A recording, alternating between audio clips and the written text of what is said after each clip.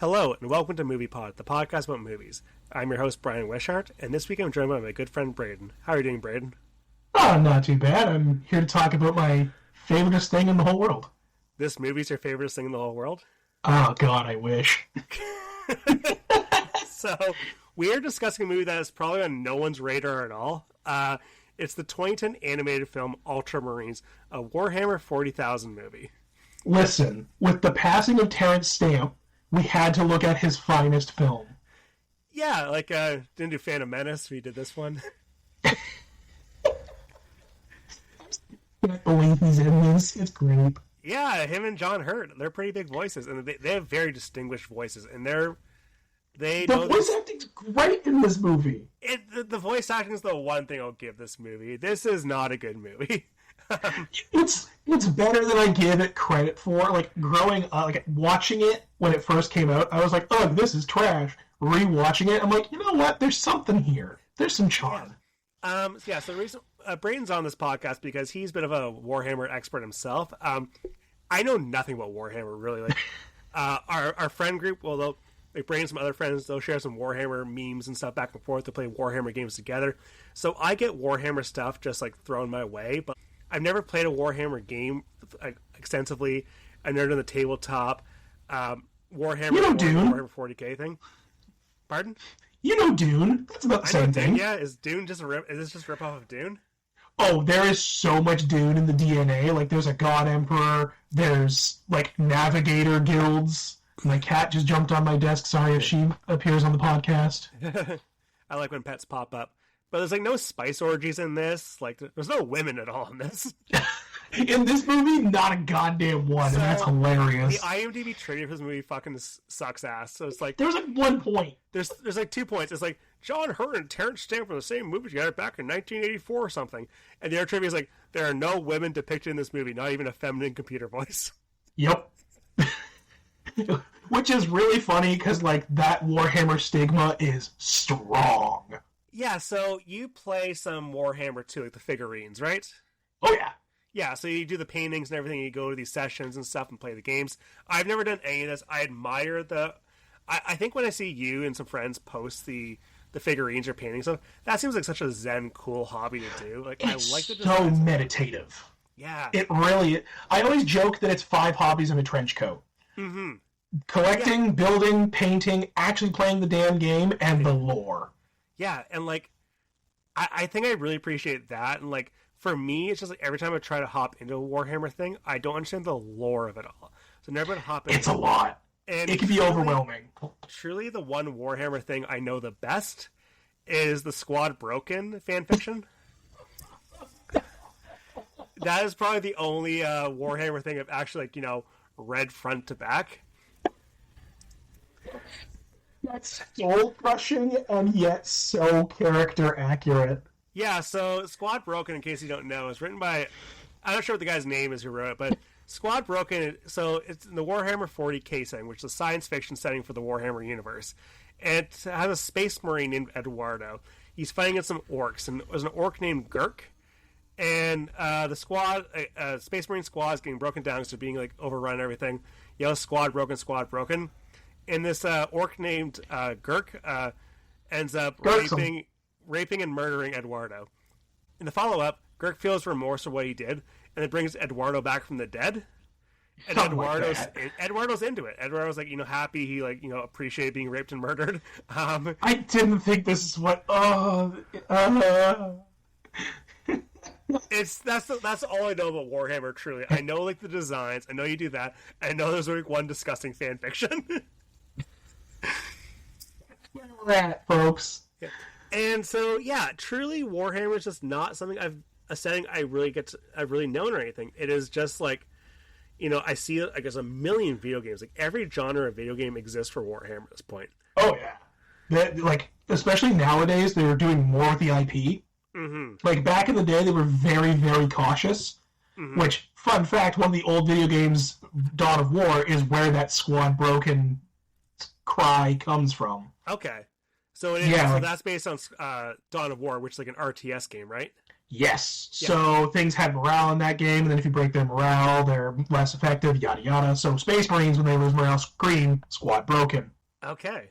Yeah, so Dawn of War, I think I played Dawn of War 2 a little bit, like maybe like for a few hours, not that much. They're really good. They help. Yeah. They aged well. Yeah, the thing is, like, there's like a million of these Warhammer games across the board, so whatever you want, like, whatever genre you're into, there seems to be a Warhammer game for it. There's even a football game. Yeah, Blood Bowl. It's Yeah. their take on fantasy football. It's getting a new edition soon. That's cool. Yeah, so like it's kind of shocking that like there aren't many Warhammer movies per se. Right? Because, and they're like, kind of addressing that with their own streaming service. Okay. But at first it was just like a couple random animations. And then this fan-made project came about, and I did really want to talk about this today, called Astartes, Okay. which is the like fancy not Latin name for the Space Marines. It's the copyright-friendly name. Okay. And it is a one-man project. It's like a 10-minute long short film. Mm. And it is one of the best things I have ever seen animated. Really? That's cool, because this is not a great animated thing we're going to talk about. This is aged. Astartes, they went and they hired the guy. Mm-hmm. And he is working on a sequel to his fan series. And it looks so good. And like everything they've worked on since. So like the Secret Level episode on Amazon, go check I've heard that great out. things about that, yep. It you can tell he's in it, or his like influence is in it, because it feels the same. He captures the weight of Space Marine armor, which I have in my notes does not happen in this movie. No, because like, so like we'll get into it as we go along with Space Marines. If you don't really know, like they're it's like 8 big, feet tall super soldiers wrapped in tank armor. big bulky armor. Yeah, like almost looks like Buzz Lightyear in a way. Yeah, people paint them like Buzz Lightyear all the time. Yeah, so like it's like, you know, big bulky characters. They're kind of cartoonish looking in a way, like, you know. So like, yeah, so in this movie there's like no real understanding of physics at all, so they just seem like kind of very light. Too much. Yeah, and it kind of just dumps you in and hopes you know stuff already. Like, it doesn't explain very well that Space Marines are superhuman. Like, they are genetically altered, surgically altered. They have like 3 lungs, a rib plate instead of a cage, 2 hearts. Like, they can spit acid. Yeah. Oh, spit They can acid. sleep How'd they do that? Right? Like, it comes up in books all the time of it's just like, and then he spit on the floor and the sizzle, da-da-da. Like, they can sleep with half their brain like dolphins do. Oh my god. Yeah, so like this one, Ultramarines, is written by Dan Abnett. He's like one of those authors who has like dozens, if not hundreds, of things he's written. Like, he's been employed by like Marvel, It's DC, wild. Warhammer. He's written comics for He multiple. wrote for Guardians of the Goddamn Galaxy, like the movie. Are you serious? Like the movie? Holy I shit! think it's in his credits on IMDb. Wow. And like, And he he's, like- specifically has like dozens of Warhammer books in both like the fantasy setting and the 40k setting. He is like the guy for the Black Library. Yeah, so like this guy is like, you know, really well versed. It's like he's deep in the lore. It seems. I don't think this movie is really good for. This movie is not good for the uninitiated, which is what No. I am mostly. Like, I felt like I was thrown the deep end, but like I feel like this movie feels very generic. And, Yes, how it presents feels itself is, more like just like space sci-fi humans fighting some stuff. It does, yeah. So it's like, so I feel like, I don't know, like, because it hasn't been talks like Henry Cavill for years has been trying to make a Warhammer movie or something like that. Yeah, But it's Henry Cavill, so it's a project that's never gonna get off the ground. I truly believe it's like he's up in like executive production for it or something. Yeah, he's passionate for it though, so it could actually happen. But like, it is like one of those things where like, for how big of a property it is, like we've got Dungeons and Dragons movie, we got like Baldur's Gate is a Dungeons and Dragons property that became a massive huge hit. So like, Fallout TV show. Fallout TV show, yeah. So like these kind of like tabletop video games, art role playing games, like they are pretty popular. Like video games are more popular than ever right now. So like, it's kind of shocking they've not actually kind of pumped up more Warhammer properties for like TV or film, especially because they're making everything in every IP they're turning into a TV show. So it's kind of strange. Like, this is kind of, is this the only Warhammer movie? At this point, yes, because they're like hyper cautious with their IP, like super protective. Like, they have an internal position for someone who makes sure they get like minutiae of lore right. Okay, which is kind of shocking. Like, because like, I guess they're protective. I guess like probably with movies, because movies like aren't really protective from adaptations. Like, we got that that Dennis Hopper, John Leguizamo Mario movie, which like has no IP relevance to Super Mario Bros. They are terrified of that, I think. And even like that Sonic the Hedgehog movie, like I don't know, why is Sonic the Hedgehog the foster son of James Marsden? Like it's like I don't know, but I love it. It's a fun enough movie, but like yeah, but like I can see like if you're protective of an IP, like this feels like seeped in lore that I don't understand. Yes. Like I feel like movies, they kind of want their own like creative freedom to do whatever the fuck they want. But like it's funny because Warhammer has a million video games and a million novels, but like film adaptations, they don't have anything. Yeah, they're starting to. Like I said, they have their own streaming service, Warhammer Plus. Yeah. And it's got like a series on there called The Tithe, for example, which every episode is about like paying a price to something. Okay. And it's like very vague in that. Like the one is a bunch of guardsmen, which is like the normal human military of the Imperium, not Space Marines. Okay. Fighting a bunch of space orcs. Mm-hmm. And it's like the Tithe shows up to collect ammo from that planet. And like, we're in the middle of a goddamn war. And like, cool, pay up. Yeah. Tax time. Yeah. So it's like, here's the last of our bullets. We are overrun by orcs now and die. Okay. And then they get there, and the end of the episode reveal is like, oh, somebody fudged the numbers and put a dash somewhere. We didn't actually need this. Dump it in the incinerator. And the person delivering it's like, everyone I know died for this. So that seems like a bit more of like a, some comedy to it, some really dark comedy to it. And I feel like this movie has no dark comedy to it at all. It's just very grim. It's very serious. It's funny because like Warhammer's origins way back in the day is like a bunch of British guys in the 80s doing satire. Mm-hmm. So like it should always have that tongue-in-cheek element to it. And you're right, this movie plays it as serious as a goddamn car crash. Yeah. So like Warhammer, like it started off as the fantasy setting, right? Just called Warhammer. Yes. And then eventually they spun that off to do the 40K setting. It was originally something called Rogue Trader, which are an important thing in the setting, but then eventually got renamed to Warhammer 40,000. Okay. Because it takes place in the year 40,000. Okay, yeah, and this is the setting for Ultramarines. It's a Warhammer 40K movie, so yes, year 40,000 or so. Yeah, give or take a couple hundred years. Mm-hmm. Time is weird. Time is a matter of like religious debate in Warhammer. I imagine that this fandom is so deep that probably there's a lot of arguments about the timeline. Yes, but even like in media res, like in setting, they don't 100% know what year it is. Because their FTL can send you forwards and backwards in time, random increments. Because the big thing of Warhammer is hell is real, and they use it to travel like in Minecraft. That's awesome. That's so you awesome. Go to hell to go faster to places to pop back out of hell again. But so hell cool. Fights back while you're in there. Man.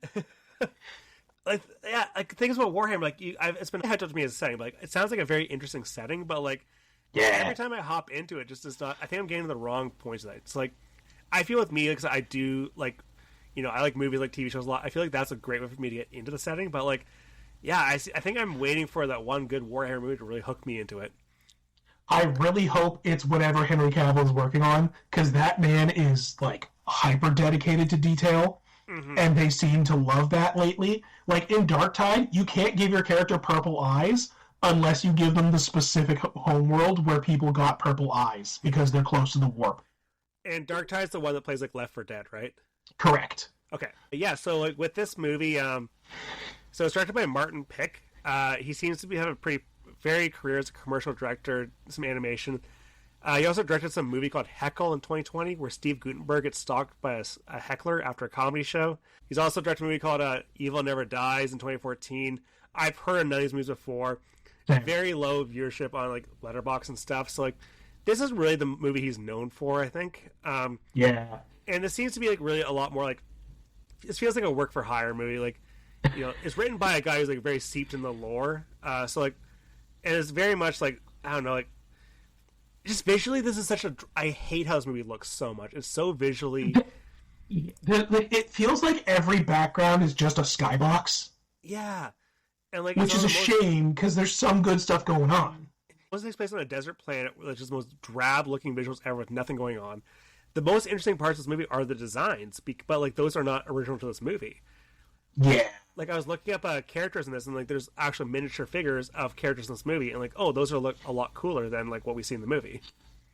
Right? Like it's one of those. He clearly, like Dan Abnett as a writer has invented so many terms in the setting that have just become terms because of him. Yeah. And then you have him with this, like a guy who's made commercials. Who, don't get me wrong, Martin, you seem really cool.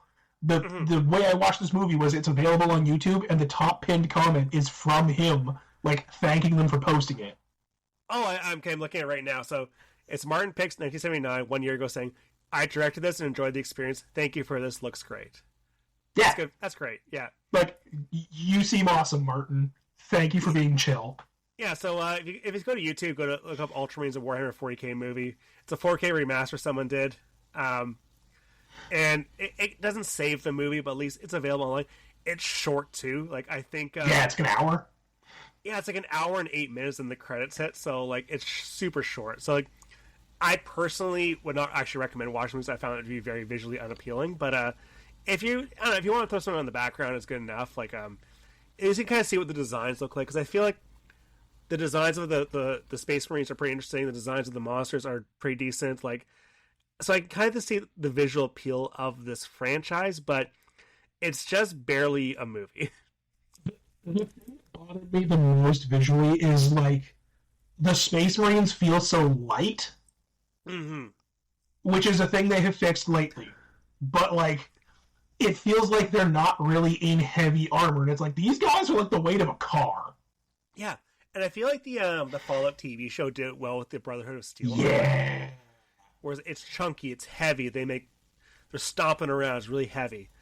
But with this, it's kind of just like, it just feels like there's like dudes walking around like with like no issues at all. This movie was made in 2010. It looks like it's made in 2002. Like it doesn't look that much greater than a random episode of like the Clone Wars TV show. It looks like the animations in like early Blizzard games. Yeah, you're right. It looks like and like Warcraft 3, Reign of Chaos, like one of the cutscenes there. Yeah, or like their faces, like it showed the one old man's face, and I'm just like, you look like the start of Diablo 2. And I kind of love that, but that's just nostalgia. The faces in this look terrible. It looks like scrotums. Everyone looks like an old man with like a scrotum, like wrinkly face. Which is so funny, because like, Space Marines don't get old. Like, there's a famous Space Marine who's like 1,500 years old because they just live forever. And like he looks old, and that freaks out other Space Marines because they don't get old. But everyone in this looks ancient as fuck. Like it's like they don't get old. Why is there an old man? Why are John Hurt and Terrence Stamp so old in this? I guess if they're old in real life, maybe they're just trying to match that. But like I don't know, you could do the gravitas without actually having like them be like they don't have to be as old as they are, right? Like. You could give them the gravelly, powerful voices of Terrence Stamp and John Hurt. Like Terrence Stamp as the Space Marine captain is perfect casting. I love it. It's good. It's great casting. He's the Michael Caine to this Muppet Christmas Carol. Exactly. Exactly. Yeah. Like I feel like just like Michael Caine, I think Terrence Stamp understands the assignment. He gets the gravitas right. Him like yelling things out like he actually believes in what he's saying, even though it's total nonsense. Like it is wild. I feel like it's like a point of British pride to work on Warhammer stuff. Because, like, one of the guys who created Warhammer got knighted. Are you serious? That's good for him. So Ian Livingstone. Huh. Yeah. Because, fun fact, Brian, did you know that Warhammer is a greater part of Britain's GDP than fishing? Are you serious? An island goddamn nation? That's insane. Oh my god, that's hilarious. Fact check me on that one, but like, so goddamn funny. I was gonna just do a quick fact check right now. I'm gonna delete this fact check if it's fake. Fishing versus Warhammer, UK. Oh my god, I have it playing right now just so I see stuff, and it's like he's scratching stuff into the bullet casings. So like, you know what? This is the funniest because this is like the most accurate bit thus far. Of like all their weird arming rituals they're doing and like humming and muttering in Latin. Well, also this makes this 2010 movie relevant to September 2025 when it comes to etching things into bullet casings. Oh, God. Oh, no. Could you imagine if it said Purge the Heretic? You need one of these assassins in like America to actually write some like, really like funny things onto like these bullets and stuff. Like, admittedly, Helldivers and was a Helldivers thing? Yeah. It was a Helldivers joke on the one. Yeah, which is very much adjacent. Mm. Oh, I forgot it was a Helldivers thing. That's hilarious. Yeah, like and furry mate.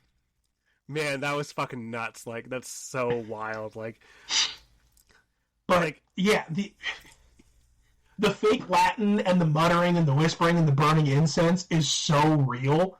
It's such a thing of Warhammer that they do these like crazy rituals. Like there's a bit in the one book I just got recently talking about like they use special issue ammunition that's been thrice blessed in sacred oils and this and that and the other, and each shot costs as much as an imperial city sometimes. You're like, what the fuck? So I found this one tweet that Games Workshop, who is the one that makes Warhammer, is worth 3 times as much to the British economy than Brexit fishing. So that's Brexit stuff popping up there. So I'm not sure it was like before or not, but it's one of those. I have heard that fact thrown about. So again, viewers, fact check me, but it's funny if it is. It's funny that it's close, even. Yeah. It's like, it's an island nation. Yeah, and like fish and chips is like one of their main fucking things that they eat all the time. Like it's just got fish and chips and disgusting gravies and puddings. Like that's all the Brits eat. Here's the other thing that drives me up the wall about this. Like I know a lot of things have been like solidified in lore since this movie came out and yada yada, but one thing that was for goddamn sure at the time, they're like, oh, this is their first mission. The fuck you mean it's their first mission? Space Marines stay in the scout company for like 10 years before they earn their power armor. Yeah. Like, they see like a decade of combat. But it also doesn't feel like it's like a rookie run because everyone looks so fucking old and ancient. Like it feels like they're all veterans doing things. Also on IMDb, they have this list as a goof. So I read the whole thing out because it's really funny. A chaplain's standard weapon is the Crozius Arcanum, a close combat melee power weapon which is designed to discharge its energy on contact and inflict damage on even armored targets. It's not a ranged weapon, suggesting that Karnax was a unique piece of war gear with special abilities, a common thing in the Warhammer 40k universe. Yeah, that's so that big like wave he does where he's like, "Stay back, heretics." Yeah, that is funniest part of the movie. It's one of those things like chaplains are spiritual leaders. They're not so much religious, even though they very much are. Space Marines technically aren't supposed to be a religious thing, but they are. Mm-hmm. Like everything of the trappings are all religious, but they don't believe in the Emperor as a god. Everyone else does. Space Marines see him as like the divine leader of everything still, but and the like that big wave he does, I'm just like, that looks more like a spell. Like you could have just had it be a librarian if you wanted to have that happen, which librarians are space wizards with psychic powers for Space Marines. Like I know from the Squad Broken fanfiction that necromancy is a thing, so I assume that magic does exist in this universe. If you bring someone back from the dead. Magic, kind of, like psychic powers are how they describe it, and it's you tap into the warp, the previously mentioned hell. Okay. Which is like an alternate dimension where like soul stuff goes, and used to be like normal, and just like a parallel dimension until like a massive galaxy-spanning war caused so much pain and suffering that it became turbo hell. Okay, so one other question when it comes to like the 40k setting. So like the original setting of Warhammer, the fantasy one, has like dwarves and shit, right? Yes. So do dwarves and shit exist in the 40k thing? Yes. Okay. The two settings are completely separate, but like 40k is just fantasy in space. There's the Eldar, which are elves in space. There's the Drukhari, which are dark elves in space. There's the orcs, which are orcs in space. Okay. Like, it is very... The orcs have goblins, but they call them Gretchen. It's kind of like Star Wars, in fact, Star Wars is like extremely fantasy, but like it's just yes. like sci-fi aesthetic is going on. Exactly. Like, there are dwarves, and they were eliminated from the setting and then brought back, like, 3 years ago. Okay. So it's an ever-evolving setting, too, so they keep changing things as they go along, right? So, like, it's not just, like, they're stuck in one thing and, like, we're never bringing back a dwarf. We might add them. Yeah. But I guess they want to sell their little figurines, right? They love to say everything is true, not everything is or everything is canon, not everything is true. Okay. So they can retcon stuff and say, like, well, this was unreliable narrator, or, like, this was propaganda from, like, their perspective, or this, that, the other. Because a lot of the lore dumps are in, like, your faction rulebooks each edition. They'll have, like, a bunch of little, like, side stories about your faction. Mm-hmm. Like, you can't tell a story from the perspective of the Tyranids, which are just alien bugs that eat everything. Okay. Because they're a hive mind. It's like how it was really hard to tell a story from the perspective of the Zerg unless they made a human turn into one. True. And then it got real stupid. Yeah, it got very stupid. Extremely stupid. Jesus Christ. The way that in StarCraft 2 is such bullshit, too. Like, God. What if we made everyone... So that's why they don't touch the Tyranids. What if we made everyone best friends in the end? Like, no. God. No, it's not the kind of setting. I want StarCraft to have people warring and fighting against one another, shades of gray, not ever becoming best friends in the end. That's such bullshit. I'm so mad at that. That's why in Warhammer, everyone's at war all the time. Have they ever done something bullshit where it's like, okay, well, in this time around, this story, everyone's going to become a best friend, nice person this time around? There are times where people who allied who definitely should not have allied. And you're like, the hell does that happen? But, like, not really to that extent. Like, it's... The Necrons are these, like, undying dudes who sold their souls for rock and roll and metal bodies because they all had, like, super cancer. Yeah. Okay. So they sold their souls were devoured and they were given metal bodies that don't age and don't die. Mm-hmm. So they're just these undead monstrosities. And in one book, they ally with some Space Marines, and it's like, that doesn't make any sense. They just want to kill everything. Mm-hmm. But I also figure with, like, Warhammer, since there's, like, literally, like, dozens, if not hundreds of books, that, like, if one thing were to really fuck up the continuity, they would just pretend that book never existed. Exactly. Which they have done. They have done. Which is probably a nice thing for the setting, because, like, you know, like, let's get into the movie. So, like, when the movie first starts off, we get this, like, a horrible, ugly first-person sequence where, like, you see, like it's a heads-up display, and, like, first thing that came to my mind was, like, this is, like, the piss yellow filter from playing Fallout New Vegas.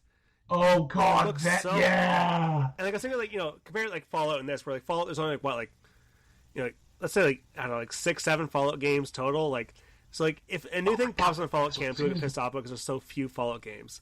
But, like, with Warhammer, there's, like, a million things. So, like, if something gets fucked up in the can, like, just, I don't know, forget it, move on. Yep.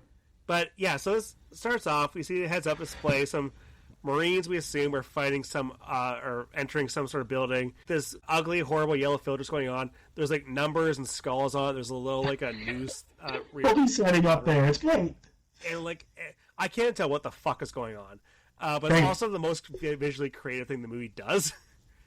Is how when you're doing the Doom 3 movie. Yeah. Oh, God. It felt very Doom 3, especially when, like, near the end of it, when, like, the fire comes towards the camera, the person there. Yeah. And it almost looks like some demons from Doom, like some skull fire demons popping up towards him. Although, now that I've seen the movie, that beginning sequence does make some sense. It's what's happening at that temple they go to. Okay. Well, like, I was very confused watching it. Yes, but, me too. So then the fire comes towards the camera, it cuts to black at the opening credits, and over this very, like, slow opening credits, we hear John Hurt as Chaplain Karnak. He reads the following. I can't do a John Hurt impression, so I'm not going to try it. Wait, was he the chaplain? I thought he was the medic. Is he not? Okay, let me just double check my notes here. No, you might be right. Alright, well, I can always delete this later. Ultramarines. I had it as the chaplain. That's even funnier. Don't even. Yeah, Chaplain Karnak, he's John Hurt. Oh, who's the medic? Who's the apothecary? Apothecary is Donald Stumpter. Okay. He's I thought it was John Hurt the whole time. Yeah. Later on, I'll get to who Donald Stumpter plays, but yeah. Alright, carry on. So, alright, cut that bit out. Alright. So we hear John Hurt as Chaplain Karnak. He reads the following. It is the 41st millennium. In the grim darkness of the far future, there is only war. The Emperor of Mankind wages a constant battle to protect humanity from the horrors of space. On the fringes of the Imperium, alien races lurk and plot. The chaos demons leak into our reality from the torment of the warp. All that stands in their way are the mighty Space Marines. They are more than mortal. They are steel. They are doom. They are the champions of mankind, and the greatest of them all are the Ultramarines. Which is even funnier that the character he's playing isn't an Ultramarine saying it. Yeah, and like he's fighting against the Ultramarines later on. Like it's weird that he's part of a different chapter. So Space Marines have hundreds of different like sects, which they wear different colors. They have different battle styles. Every chapter is supposed to be 1,000 Marines. Don't get me started on GW. Doesn't know how numbers work. But I'm shocked they had a chapter that wasn't the Ultramarines show up in this movie. Mm-hmm. But the point is, that little beginning crawl, they have something similar at the beginning of every book. Mm-hmm. That has, like, in the grim darkness of the far future, there is only war, yada, yada, yada. So it gives you a little bit of, like, yeah, the Emperor is on his throne in Terra. Yeah, he's in a constant coma state and is this, like, super powerful being that is, like, a lighthouse that they use for travel. Okay. Yeah. He's the reason they have FTL. None of that's in the movie. Nope. And, like, they're not the only thing that protects humanity. They are the best thing humanity has. Yeah. But there's also, you know what humanity has when you have 1 million planets? People. You know what you do? You throw people at your problems. I do like how this movie presents people being very disposable. Yes. Warhammer's very good at that. But what bothers me with this movie, too, is that like this movie is clearly made for the fans. It's not made for shows like me who just like experience Warhammer for the first time. Why not have more of that complicated stuff in there? It feels like it was trying to do both at the same time and failed at both. It does, yeah. Because if this was a lot more obtuse and I knew what the fuck was going on, it was like, okay, well, like there's some lore I can kind of learn as go along. Mm-hmm. I felt like I pretty much understood everything that was happening scene by scene for the most part, which I feel like I should not, considering how dense the lore is. It's wild. It's like it doesn't have enough minutiae to really get people who are deep in it, but it has too much to really get people who know nothing. Mm-hmm. It's like, think about the ending of Blade Runner when, like, when Rutger Hauer mentions, like, you know, I saw battleships on, like, the shore of Orion, like, you know, saw, like, something like Tannhauser Gate, like, you don't know what the fuck those things are, but it expands the universe enough that, like, you can kind of just, like, imagine what it could possibly be. And then this is just, like, okay, well, like, it's all just, like, it's all plotting, it's all narrative, it's all basic stuff, but, like, there's not the sense of wonder at all in this movie. And it's like I have that advantage of that knowledge. Even I'm like, when he's presenting to them at the beginning, the Warhammer 40,000, and he's like, look at this. Yeah, I lost my mind because I didn't know the Warhammer was an actual thing. It's not the Warhammer. That's the funniest part. And he was just like, yeah, put a Warhammer in. Okay, the movie starts off, like, we get the title card, like, it says Ultramarines, and it looks like the Indianapolis Colts horseshoe logo is behind it. And, like... It's the Ultramarine toilet seat. Yeah. So, like, then we go to a church or something. There's, like, a stained glass artwork of Space Marines fighting things. At the base of this like, church or whatever, you see 2 Marines fighting and, like, sword training. Terrence Stamp's one of them. He plays Captain Severus. Severus is fighting Proteus, who's voiced by John Pertwee. And these are the people who follow the rest of the movie. They have no personality much at all. They just want to fight chaos. Yep, that's Space Marines.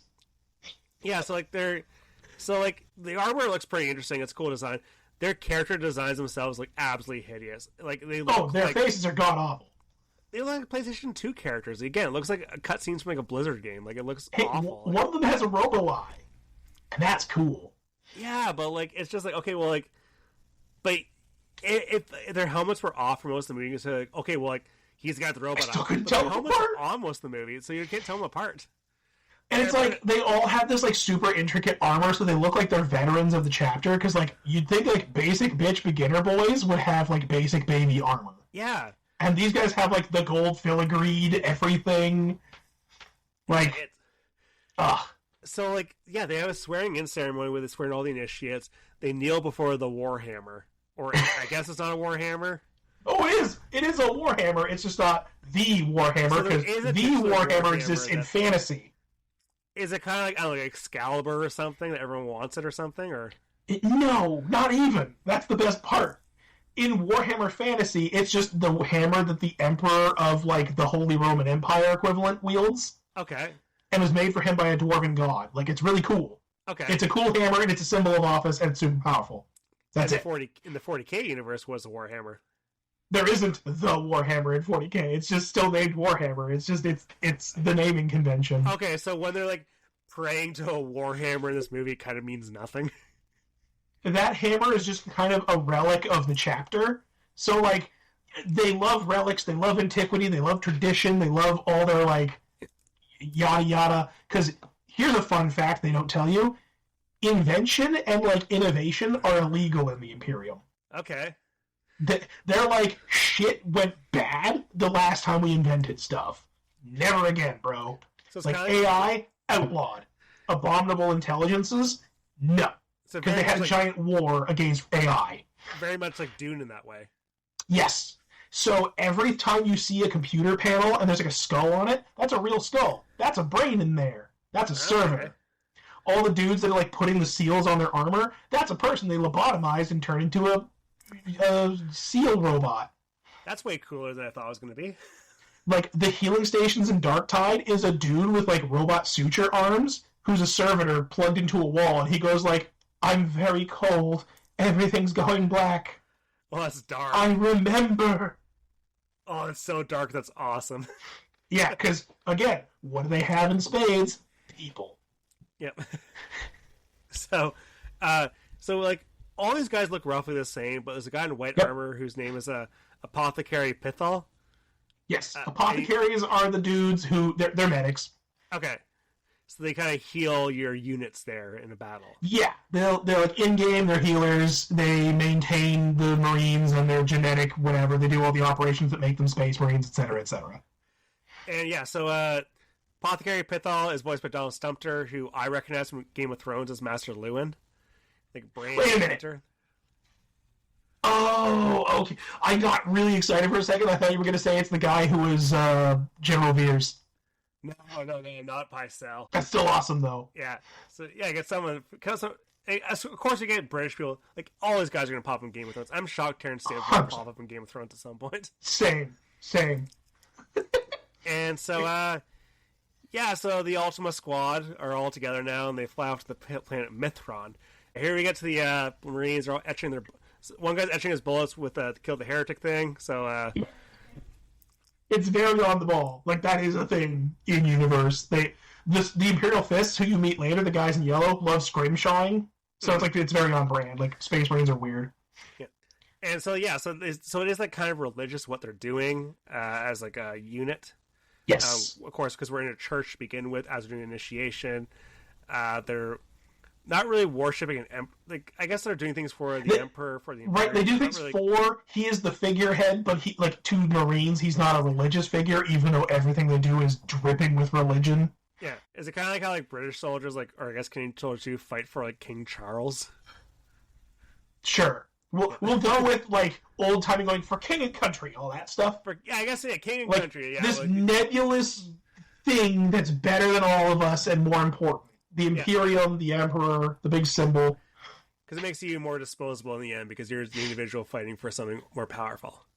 You should see the loading screens on Darktide. They'll all say, like, knowledge is, like, the path to darkness. Like, it's all this weird authoritarian psychosis. It's great. Yeah, so, like, also around the ship, too, like, you know, like... Again, the faces are all ugly and hideous. The characters look awful. Like, except for what's his face there, the main guy there, like Severus. Like, he has like a bullet in his head, which is pretty cool. Oh, like, that is a service stud. Space Marines get those for every 50 years of service. Oh, I thought he got shot in the head or something. That's way more boring. Yep. I thought it was some cool backstory, like, you know, shot in the head or something like that, and like lived. Like, I think it's silver for 50, gold for 100. But that he's a captain with only 50 years of service is wild to me. Like, the apothecary has 2. Okay. All right. I thought we were just getting shot in the head a lot in this world. Well, they don't wear their fucking helmets, so maybe they are. Yeah. So, so there's on this planet here, what's it called again? This planet Mithron. Mithron. There's an Imperial shrine that's there as guarded by Space Marines. Wow. And had an emergency beacon that was triggered. So Sorry, my most frustrating bit is they mentioned that a whole company of Space Marines are here. A chapter of Space Marines is 10 companies. yeah, So 1/10 of a first founding, like, most important chapter. Like, that's like if, like, fucking, I don't know, a small town in the middle of nowhere had, like, an entire regiment of the army just based there to protect nothing. did they run out of money while making this movie? Couldn't actually show all the Marines or something? Like, I don't know. A company is 100 Marines. so they sent to investigate a distress beacon there, and there's like apparently 100 battle brothers that were here and lost, but only 12 are sent to figure out what to do. So only 12 Ultramarines are sent down to figure this out. Yep. And so, against the odds, like, the 100 of them die, but we're sending 12 of our own guys in there to figure it all out. And They were blue. yeah, so down the surface, it's like a desert world. It's ugly. It's hideous. It's probably really easy to render the CGI for because there's nothing going on. And their banner gets starting to get zapped by electricity. And, like, they think, oh, is this like a sign of something going on here? Like some like, evil demon or something like that? And so everyone's like, oh, it's just the weather. Don't worry about it. And sure, okay, whatever. It becomes pretty big later on, actually. So, Yes. yeah, at one point, Proteus sees something, starts blasting. We see something lurking, but, like, overall, this movie is just them walking. They're walking. Like, let's go this way. Should we go that way still? I don't know. Yes, we should. They keep on walking. That's like 90% of the movie. It's so funny because they're like, the Imperium, one word that could describe the entire Imperium is paranoid. Mm-hmm. So that they see, like, this thing happen. The Imperium is superstitious. They'd see the lightning on the thing and be like, oh shit! Yeah. And they probably, like, trying to leave, but this one was like, we're going to keep moving forward because we're the Ultramarines. We can do whatever we want. Like, That's nothing. Don't worry yeah. about it. You saw something? No, don't worry about it. Yeah, it's so... The tension's not there at all. It's so boring. And so they keep walking. They walk some more, and they run into the aftermath of a battle. The Imperial Shrine has been desecrated. They find the corpses of a lot of people. They realize... A lot of Space Marines. And they realize, Space Marines! yeah, and they say it's the chaos that has done all this. Those are two big things that they should be like, holy shit! Yeah, it just feels like it's almost like, I don't know, like, when you're like walking around like a hike, like, oh shit, there's like, I don't know, there's a dead squirrel over there. Like, they're not freaking the fuck out at all. Like, it's like, I get your soldiers, dead bodies or nothing. If it was human bodies, yeah, nobody gives a shit. But it's Space Marines. Do you know how much it takes to kill them? yeah, and like a lot more than you. Like, and I did like, okay, visually, I say this movie is absolutely atrocious, but I did like with the battle and stuff, seeing the aftermath, they show some like blood and gore when it comes to, like, some of the bodies like not having limbs and stuff, some skulls, like, and I thought, like, oh shit, like this actually looks pretty decent, but like as the movie progresses and we see actually blood and guts pop out of people with like chainsaws and stuff and bullets, it looks so cheap and bad. Yeah. Whereas like this aftermath is rendered pretty good. Yeah, the aftermath looks great in this. Like, it's probably like after this part of the movie, there's nothing visually interesting in the entire movie at all, except for one guy's armor. But like, and yeah, so then Python suggests retreating. Cerberus decides they must keep pushing on and walking. So they must figure out who triggers the distress beacon, figure out survivors. They keep on walking. Yep. They get attacked. Some bullet fire from cliffs. And yeah, so they walk up, and like it's like a space marine with some black and yellow armor, some skulls, kind of And they zombies and decayed. never get into that. Yeah, and like I feel like I went to the Warhammer wiki to figure out what this was. I was like, oh, this is like it's like a chaos space marine. I'm like, okay, well I've been good, Yeah. you know? So you know how I said hell is real and they use it to travel? Evil shit lives in hell because it's like a mirror of our dimension and feeds off of like our emotional energy. Yeah, And that so massive war caused it to all freak out because it's a mirror that's impacted by our emotional states. yeah, So all the bad things became like demons and gods, and Chaos Space Marines are guys who worship that. okay. Like, That's hell is real, demons are real, and they're just like, meh. This is truly a movie for the fans because I got none of that at all. Yeah. Like, that's a demon-worshipping psycho who is 10,000 years old. Yeah, like I would hate to say this because like this movie's like if this movie had a female, you can easily imagine like a Hollywood producer being like, all right, let's get a female journalist character to be in this movie. Like, get some journalist character like to kind of question what's going on here. Have someone to explain things to. I mean, one way to get a woman in this movie, and another way to just be kind of like having things explained. Like fans like, oh, this shit, there's actually some serious big deal. Have someone show some like fear, some anxiety towards going towards mission. Everyone's kind of like, oh, we should turn back. Well, we're not going to. We're going to keep walking forward. Yeah. But like these, like this Chaos Space Marine looks pretty damn cool because it's like, zombie-ish kind of decay looking, a sharp fangs, refuses to die. One gets murdered by a chainsaw sword, which is awesome. Another gets stabbed in the face by a Terrence Stamp, and Terrence Stamp's like, yes, chaos indeed. But like, chaos is the enemy of humanity. Mm-hmm. Like, it corrupts. It causes people to go crazy. We see that in this movie. Yeah. But nah, don't worry about it, guys. And also, every piece of Marine armor is an absolute relic worth more than most cities, as we mentioned earlier, for bullets. Mm-hmm. So that they don't give a shit about any of the armor left anywhere. Drives me up the wall. Yeah. But that's just me in every book. Like, every book, I'm like, a Space Marine died. Nobody recovered the armor. And I go nuts. It feels like they're leaving a lot on the table in this movie. So, like, yeah. So I also say that in superhero movies when he throws a car, and I go, oh god, someone's car. Yeah. I'm just that guy. Yeah. During Fantastic Four, like, the Thing, like, destroyed someone's livelihood. Now, like, this woman can't get to work at the accountant firm right now. Like, just deal with all the insurance thanks to Ben Grimm being an asshole. Hulk, you used my car as a projectile. Yeah. Did you miss? Yeah, fuck. Like, I voted Didn't for... pay it off yet. I voted for Thaddeus Ross because I like this anti-immigrant policy. I didn't expect the Red Hulk to destroy my car.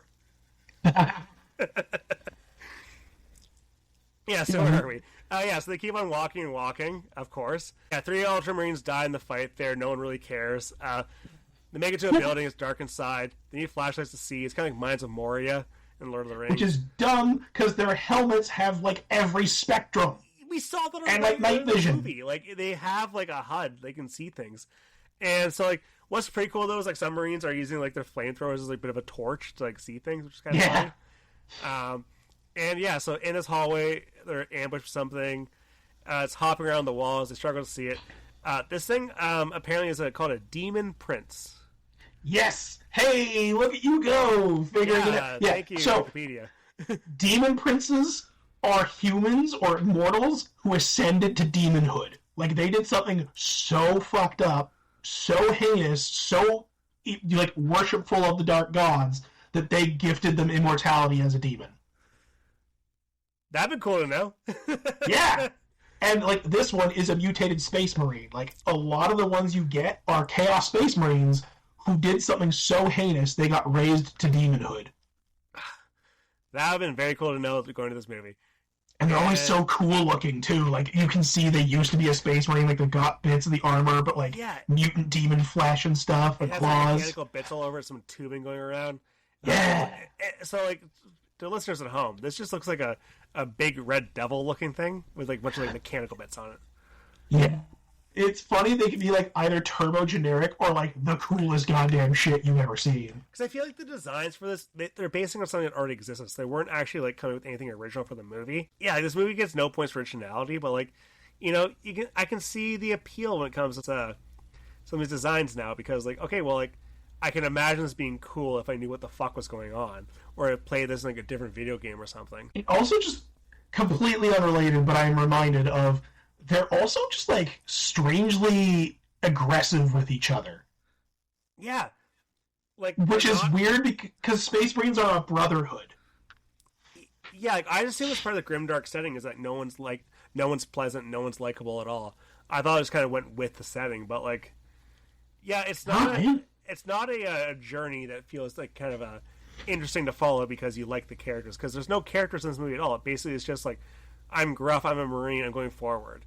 And not even like, typically like who Rob Marine is kind of like, I'm a religious Marine, we must fight this for the Imperium, whatever. I am a stoic paladin, man. Yeah, it's all stoic paladins. It's a movie full of that. So yeah, at this point, the demon prince pins Severus to a wall. The wall crumbles, 2 of them fall off the cliff. we assume that they're both defeated, but it's a movie, so they're not. You don't see a body. You don't see a body. So Proteus is in charge now. They make the tough decision to keep on going. So they keep walking and walking. Command to the apothecary. He is senior.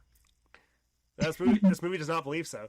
But don't worry. They make the tough decision to keep on walking. So they keep on walking towards the objective.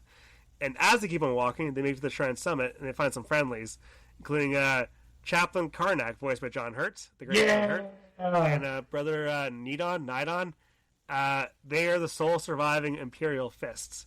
And the Imperial Fists. Yeah, Chaplain Karnak and John Hurt has a really cool look. There's a bunch of skulls on him. Cool.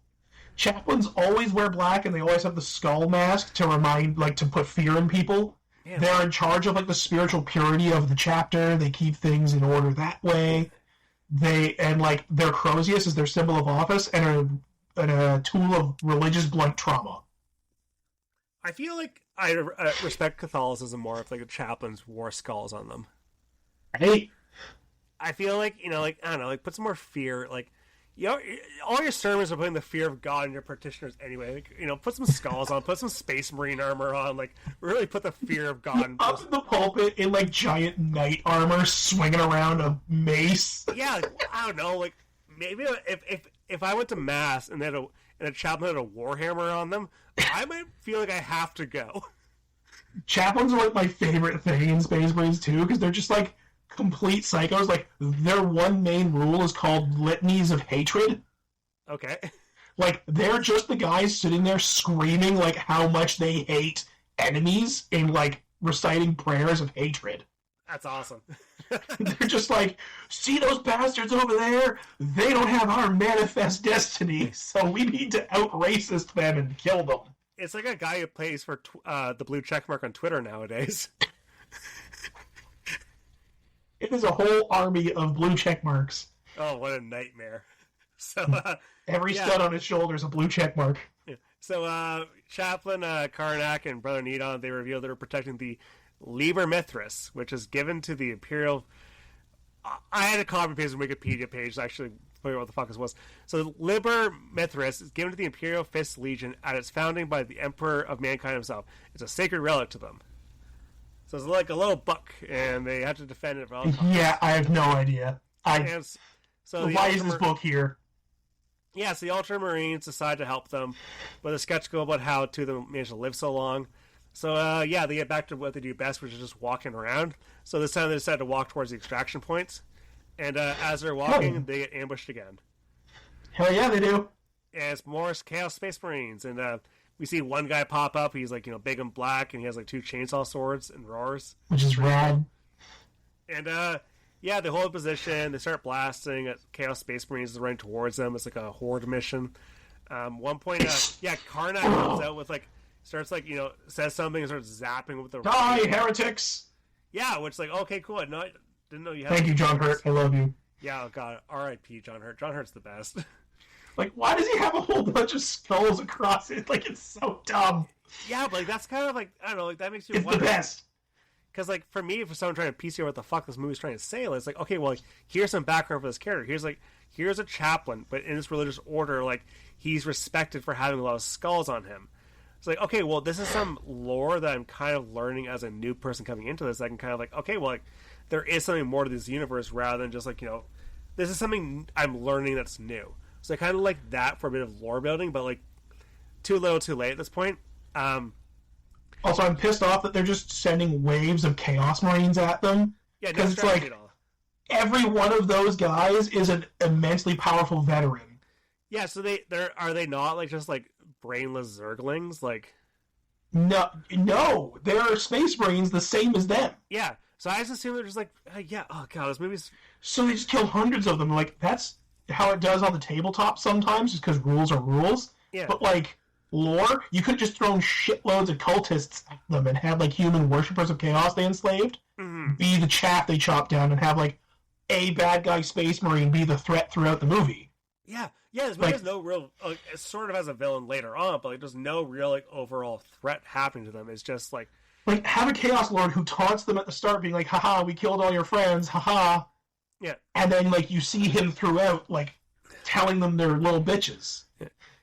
Yeah, so At this point, they're overrun. A couple of the Ultramarines die, but like no one cares because no one knows what characters they are. Yep. But then here comes Severus. He lives. So Severus starts killing people, doing badass things. He's decapitating people. He's doing headshots. Like it's cool to get Terrence Stamp back in the movie. Help arrives. They're able to extract off the planet. And on the ship, Proteus tells Severus he's suspicious of Karnak and Nidon because I think they might be tainted by chaos. Which is a good thing to question. Yeah, I don't want to be tainted by chaos. Chaos corrupts. It is sinister. It is subtle. So, like, is it just like it's just around you and it fucks you up, where you have to like inject it in your veins or something? It's one of those like nebulous like evil seeps into everything, and like your own pride might be your downfall, or like is it kind of like your wrath and like Evil Dead, the Deadites? How like it's just whatever the script needs you to be when it comes to evil corrupting you. Kind of. Mm-hmm. It's one of those like evil seeps into things, so like a place can be like corrupted by warp energy because again it's soul stuff. Yeah, it's like magic is real and it's in our minds and in our souls and in the world. Mm-hmm. So like sometimes they're absolute, like you can be bastard enough and like it's almost like radiation but not quite. Okay. Like it can mutate, it can like when warp stuff goes weird, sometimes it'll mutate things around you. Like a doorway will turn into like a mouth. Okay. And you're like, oh, what the hell? When like reality gets thin and the warp starts bleeding through. Mm. Well, and lots of chaos worship can cause that barrier to get thinner. Yeah. Well, that's not in the movie, but it's good to know for future Warhammer. It makes sense. Yeah, like I feel like this movie is not interested in explaining things to the layman. The person is not really exposed to stuff at all, which is a massive problem. And like it's stuck in between where it needs to be. Yeah, because I could follow this movie pretty easily because like okay, well it's just some corrupting force, whatever. I can follow along, but like I do understand all the lore behind it because I feel like that lore is actually kind of interesting. Like I could have actually had like something to latch onto this movie rather than just like watching the most boring looking people walk from point A to point B for the entire run. There was plenty of time for some show and some tell. Exactly, yeah. And then instead of this one, they just kind of just like it's just a lot of telling, but they're telling the most boring stuff they possibly can. They have some things, but they don't show you what it is. Yeah, they're like I don't know, like it's bad. Like I feel like also like why make a 70-minute animated film? Why not like expand like like a $1.30, and just like tell me some things. Exactly. Because they think they're corrupted by chaos, that they confront Karnak and Nidon. They realize that the Codex book is blank. One of the Ultramarines enters the room with the banner, and the banner ignites, which apparently shows that there's a presence of chaos in the room. I love how selective that banner is. I know, right? It really picks its moments. Because the banner's only doing it because of the weather on this plane here. Well, like I don't know, like why not have something like disgusting, like I don't know, like a chaos dog or something like that, like show it off and then kill it off to begin with, like right, like you could have found some demons, in like the remains, and then been like, we've learned that it because it didn't light when they fought the demon prince. Exactly. Yeah, it makes no fucking sense because that also you could have had it do that, and then they'd know later. Yeah. Okay. So spoiler. Okay. So this is what happens next. So like Severus shoots Karnak in the head because like it could be like things that he could be the demon stuff. So yeah, we get another movie where John Hurt dies, which is every John Hurt movie. And so then Nito's knocked unconscious. The banner's still burning. There's chaos still on the ship, and reveal that Severus died back on the planet is now being possessed by the demon prince. So which is totally a thing. That makes sense. It sucks, but yeah. So like Proteus and Nidon wake up and they find the banner carrier completely dead. Here's the part where I'm going to be going to Wikipedia for the rest of the plot because I don't have the notes go that far. So. I can bullet point it. Yeah, that'd be great. Yeah, they're like, oh shit, the captain's evil, and the planet, the ship is about to warp to Ultramar, to Macragge, which is the homeworld of the Ultramarines. And I guess it'll open a warp portal and make everything evil able to pop out in the middle of the center of Ultramar. Okay.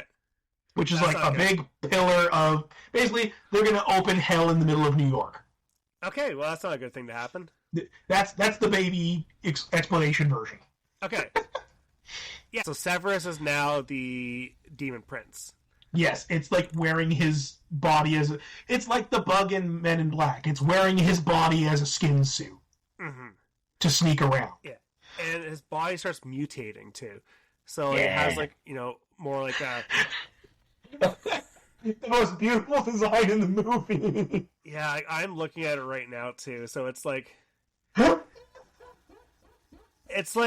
It looks like a Diablo. It looks like a... I was going to say, it's like the scene where he turns back into Diablo and goes into hell. Yeah, so it's in Act 3. It has some like pauldrons popping up, like blue space marine pauldrons, but it's like, a red devil, like, with like hooved legs and stuff. And Terrence's face. Horns.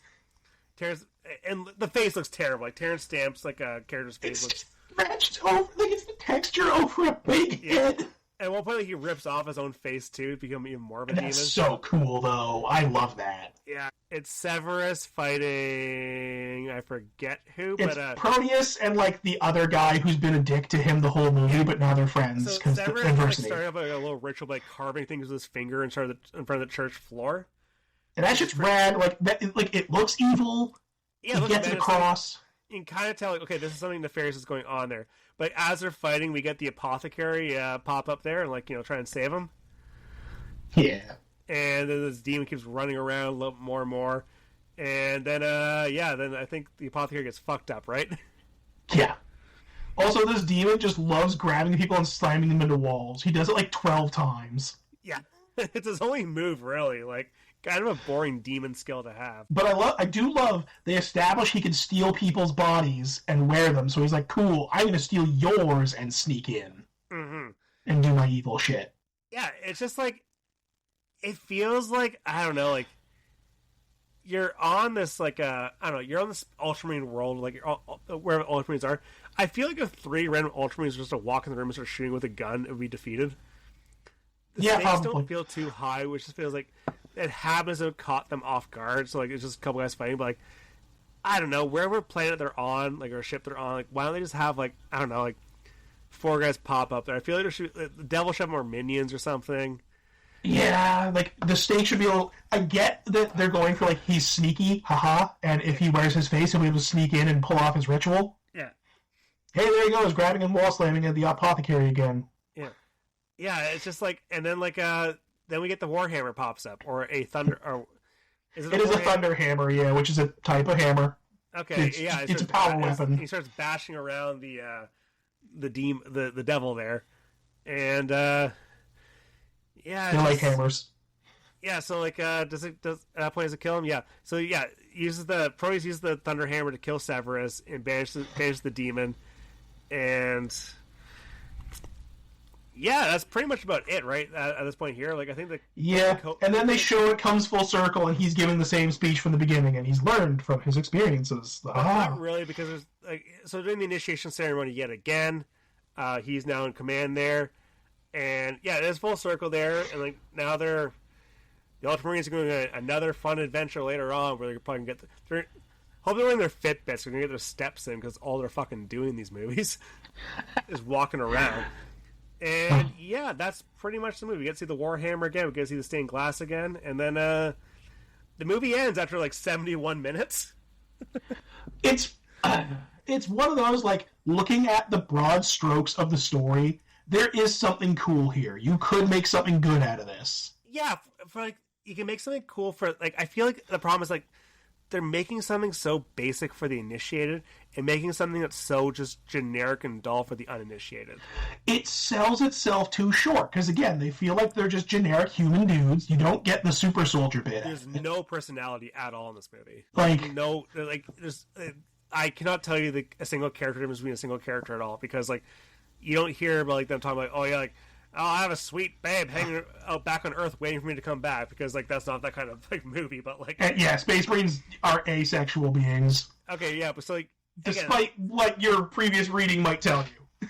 Yeah, I don't know, like, if 2 of these Space Marines started fucking one another, at least there'd be something, like...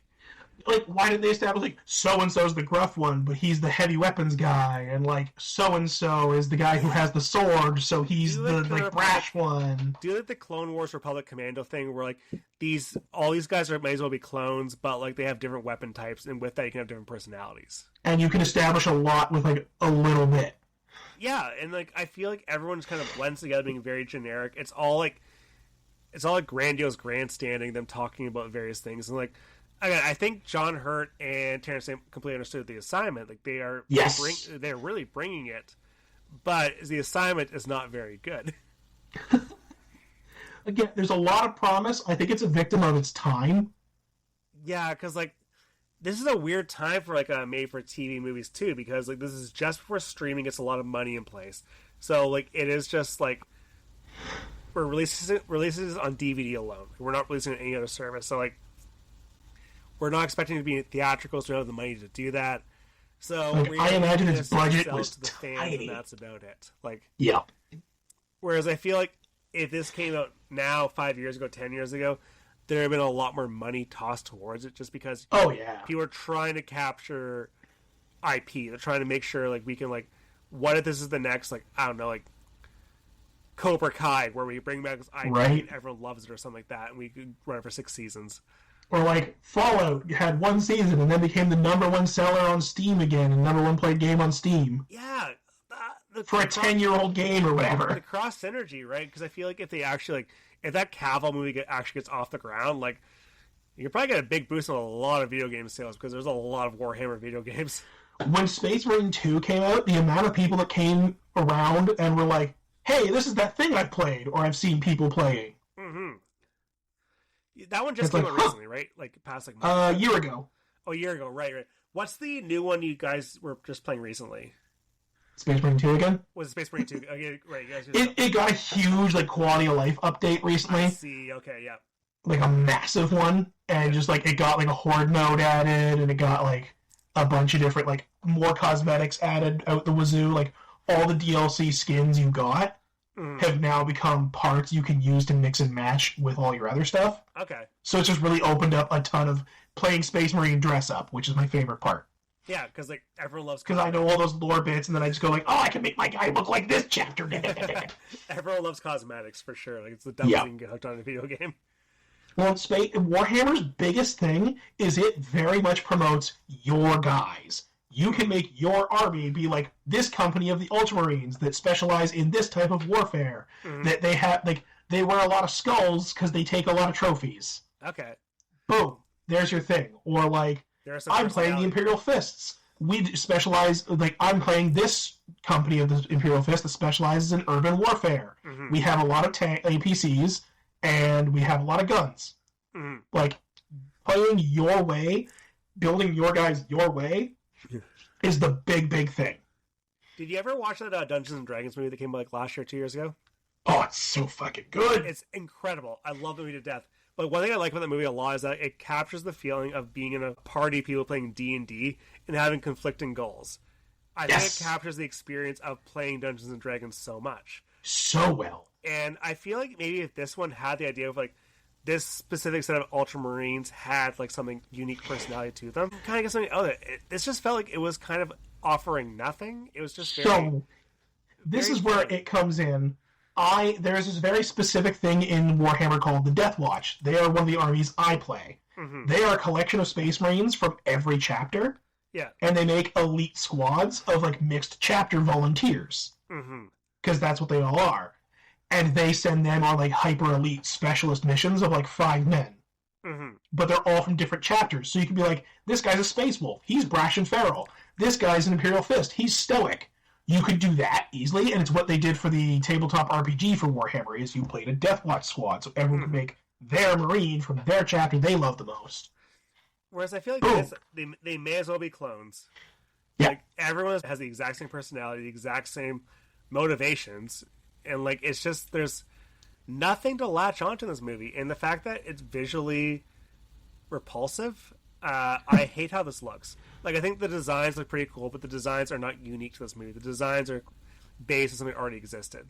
And they're based on cool things, like, that already did the homework for you. Yeah, and I feel the things that felt, like, original, like Severus's face is the most hideous thing I've seen in my entire life. It looks awful. Like, which he looks better on the DVD. Yeah, honestly does. Yeah, 100%. Like, it's just like an old wrinkly man that looks like, I don't know, looks like the bottom of a foot. Like, it looks terrible. And he looks like Terrence Stamped on it. Yeah. God, if I was Terrence Stamp, I'd be mad because like Terrence Stamp is like a handsome man. This guy's nothing about this movie is handsome at all. Yeah, so finest work though. This is his finest work. Yeah. Yeah, not General Zod, not the Limey. It's got to be this movie. It's got to be no, definitely this. On his Star Wars is a close second. On his gravestone, it's going to say like Terrence Stamp, star of Ultramarines, a Warhammer 40K movie. I think it's one of those, how like countries have like mandatory military service? Mm-hmm. Britain has mandatory Warhammer service. That would be great. Like, force every fucking like British actor like do a Warhammer property at some point. Like, I don't know, like who's doing it? Oh, that'd be great. Yeah, you should start it off. Like, I don't know, like force like who's another big English actor? Like Florence Holland. Force Spider Twink there. Force him into a Warhammer. Yeah, get him to like be an Ultramarine. Like, yeah, that'd be believable. This 5'2" like little guy. Like, gee, Mr. Stark, I'm an Ultramarine. You're nothing without the armor. You're nothing with it. See, that's character motivation. That's character development. That'd be such a better way. I will love to see Spider-Man like 4, like No Way Ultramarine, whatever we're gonna call it. Like, see, but that, like in Space Marine 2, the multiplayer mode, you're playing like you have like 6 Space Marines to choose from, and like they all have different personalities. Like the one is super angry and aggro. Mm-hmm. The one is like super taciturn and very clinical. He's like, cool, I have scanned the targets for this thing. Or like he'll say like, engage in morale boosting cheer for the Emperor. See, and that's like so Warhammer cool stuff in general understands like you need characters to feel different and be different to have them stand out and be unique and special. And I feel like this movie is like, I don't know, fuck it, like why do that? Too much work. Like, I feel like it's probably just that it had no budget. Yeah, this movie looks cheap as hell. It looks so cheap. Whereas like early Warhammer Plus animations feel kind of floaty like this one did. Mm-hmm. And you can see they were getting their feet, whereas now you look like at an episode of The Tithe and you're like, holy shit. Yeah, like I feel like so like this is straight to DVD, so there's no box office, of course. But so this movie made $225,000 from domestic home video sales. So like, I'm not sure it was the range they expected, but like they weren't expecting to make a lot of money off of this at all. I don't think, because like this is like clearly a movie made for Warhammer 40K fans. Like this is like 2010. Like what? Like the reason the box office that like Avatar was still in theaters, Tangled, Social Network, King's Speech. Like they were not. After 2009, so jeez. But that movie came like late in the year, so it probably bled into 2010 a little bit. So, but yeah, so like CGI movies, like Tangled was 2010 for sure, and like that movie looks pristine compared to Tangled looks great anyway, but like compared to this, it's like holy shit, like yeah, like what's available at the time, you're like oh yeah, so like this movie when it came out was doing no favors to like. If you're doing any comparison shopping when it comes to watching a CGI animated movie. Yeah, so some of the reception I read about this, so like it got like they had some advanced screening with some pre-selected reviewers, which like come on, those should not count because if like, hey, you want to like be a specific person to review Warhammer Ultramarines, like you're going to be having someone who's going to have a favorable opinion overall. But still, people did not like the CGI of those early screenings too. And couldn't find too many reviews of this movie. Masarim from Ain't It Cool News gave it a rave review. But like, Ain't It Cool News is full of like unintelligible perverts anyway, so like you can never trust what they're saying. Like, look like Harry Knowles is like a Blade 2 review. Wants to see something really disgusting. It's one of those like it has come so far from like that. To you look at like current trailers for stuff, and their animated trailers are out of this world. Like just the trailer for Kill Team, one of the side games, is like a bunch of guardsmen like wearing gas masks and they look like World War I trench fighters versus a bunch of orcs. and it's like everything's exploding and they're running all around and screaming at each other, and it's like a 2-minute video and it's intense. Yeah, and I feel like I can't stress enough. Please go watch Astartes, everyone listening. It's so good. Astartes Warhammer, you call it? I just sent it to you on Discord. Okay, I'll post in the show link. Yeah, like it is. That's probably not the original because I think the original was taken off. Mm-hmm. But like Astartes 2 has a trailer. They're letting him make a sequel, and it's official. Like that's how good this guy is. Yeah. And that sequel's focusing on the Death Watch. Guess what? You get to mix and match a bunch of different personalities. I will say, Astartes, 0 dialogue. That's cool. 0. Plays with sound so well. Or like the secret level episode has like 3 sentences of dialogue. Okay. Yeah, like, it is incredible. The voice acting was fine in this, but the dialogue was terrible. Like, they had nothing to really work with in this movie. I feel like that's just the problem with the movie. They had nothing to work with because they weren't given the money, they weren't given a good script. Like, they were just like, I feel like let's just make a Warhammer movie for the fans, and like, anytime something's made for the fans, it's the most faint praise possible because like, only a fan would like it because the fans already has a predisposition to enjoy what they're going to see. Me. Yeah.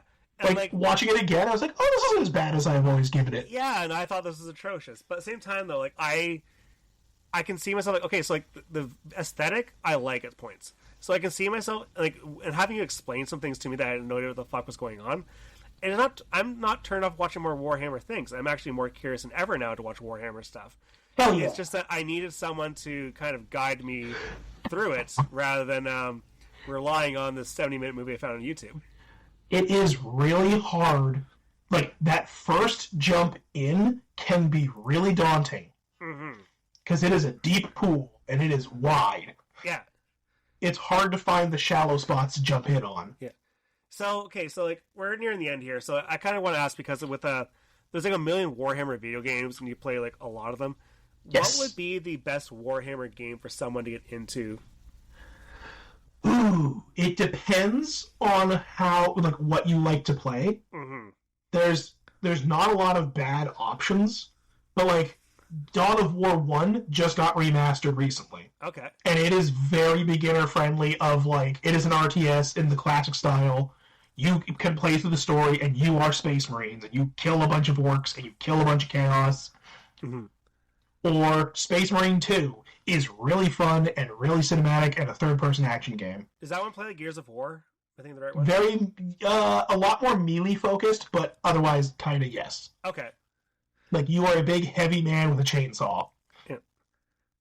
All right. Dark Tide, if you like Left 4 Dead, though, because you're playing as humans in that one, not Space Marines. And Rogue Trader is a game I've heard a lot about. What's that like? So, it is like original Baldur's Gate 1 and 2, not so much 3, set in Warhammer. It is a classic CRPG. Mm-hmm. It's a very dense RPG system. Yeah. But it is a really cool game, and the nice thing is, it'll have hyperlinks in the text. So it'll be like, if it uses a proper noun, it'll be a hyperlink to an explanation of what the hell that is. That's useful. Yeah, Owlcat does that for their Pathfinder games as well. Mm-hmm. So it's like, oh, I don't know anything. Like, what's an Adeptus Mechanicus? Mm-hmm. And you can click that button and be like, oh, they're the priests that worship machinery and are a cargo cult that have no idea how thing works. Mm-hmm. But if they do the same, like, 20 process ordeal that made it work last time, one of those steps being to turn it the fuck on, it'll work. Yeah. Okay, so, like, they have had more easy ways to enter the franchise. Yes. Otherwise. This movie is just probably not the best way for you to get into Warhammer. I think it was a good attempt with bad execution. Yeah, I'll give it that, yeah. I feel like, I don't know, probably like, is a video game the best way to get into Warhammer, or is like just walking into a Games Workshop shop the best way to get into Warhammer? I think a video your mileage will vary depending on how you want to do it. Yeah, because I feel like a video game is a good way to get into it because it's not as much of like a money or time sink. Yes. But I feel like everyone who's like who's gotten into Warhammer as a tabletop game fucking loves it, or at least like loves the miniature portions of like painting them and getting into that. Like the lore is impressively like, I hate to say it because of how campy this sounds, but it really is like a way of life. Okay. Like, it infects like everything I do because I have a goddamn problem. Yeah. Like, I play Warhammer, I paint the models, I listen to podcasts, I theory craft lists. Like, you guessed on podcasts about it too. Now. I guessed on podcasts about it. I dream about Terrence Stamp. I mean, what? Oh, we all dream about Terrence Stamp. Chancellor Valorum every night. Right? But, like, the thing is, there's a million different ways. Like, the books are surprise. Like, you know how you read, like, a novelization of StarCraft, and you're like, okay, this was a fun, schlocky sci-fi book. Yeah. Warhammer has really good books. Mm-hmm. Like, there are bad ones, don't get me wrong. But there are ones where you're like, oh, shit, I'm feeling things. Nice, wow. Like, they're not just filler fluff, always. Mm-hmm. Some of them are. People lovingly refer to certain books as bolter porn. Bolter being the type of gun that Marines use. So it's just like, yeah, some books are just, hey, look at Marines do cool gun things and shoot guys that are bad. Yeah. But some of the books are like, what is the nature of being a good person? Huh.